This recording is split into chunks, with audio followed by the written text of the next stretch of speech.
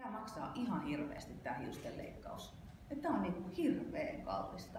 Miten voi olla niin mahdollista, että naapuri tekee niin kolmannes halvemmalla kuin minä? Mä teen ihan varmasti jotain tosi väärin. Siitä sitten lähdin tutkimaan erilaisista lähteistä ja erilaisia tapoja ja mietin, että mikä on se taso, millä me kilpaillaan ja millä asioilla me kilpaillaan.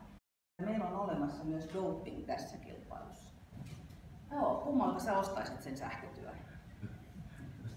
Kumman sä päästäisit himaasi? Molemmat on käynyt parturissa epäilemättä. Ja toinen jopa maskissa ehkä. Ammattilaisia tarvitaan eri juttuihin, myöskin tähän mielikuvan luomiseen, että millaista se on.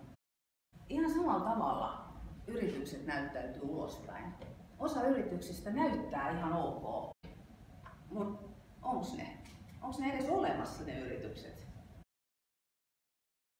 Kuinka moni käy jossain patentti- ja rekisterihallituksen rekistereissä katsomassa? Mitä katsomassa?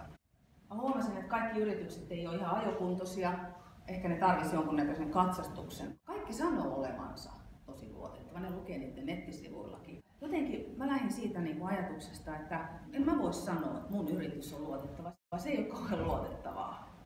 Ja nähdäkseni sen pitää olla joku ulkopuolisen tahon, joka sanoo, että onko mä luotettava vai ei. Katsastaa, tarkistaa, ihan niin kuin autotkin. Miten me saataisiin se halpa hinta? Okei, hiusten leikkaus. Se on kallis, mutta mistä se koostuu? Mitä olisi sellaisia asioita, mistä sä haluaisit, että mä tinkisin, että mä saisin sulle halvemman hinnan? Mitä näistä me jätettäisiin pois? Musta on tärkeää, että valjastetaan myös kuluttajat keskustelemaan tästä aiheesta, jotta tiedät, mistä maksat tai jätät maksamatta. Teet sen valinnan. Kysymys on sun tulevaisuudesta, sun lasten kouluruuasta. Siitä on kysymys. Se on kysymys meistä yrittäjistä siitä, että me kilpaillaan hinnoilla itsemme hengiltä.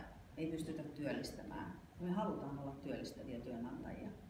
Suurin osa haluaa, jos me saadaan siihen mahdollisuus. Mä haastaisin meidän kuluttajat siihen keskusteluun, että tarkistetaan oikeasti niitä yrityksiä. Että onko ne ajokunnossa? Ja sitä kautta me nostetaan oikeasti Suomi nousuun. Tehdään tästä semmoiset yhteiset talkoot. Että yhdessä kannustetaan niitä yrittäjiä, nostetaan, levitetään sitä tietoa positiivisen kautta ja tehdään siitä läpinäkyvää ja aurinkoista siitä yhteisestä tekemisestä.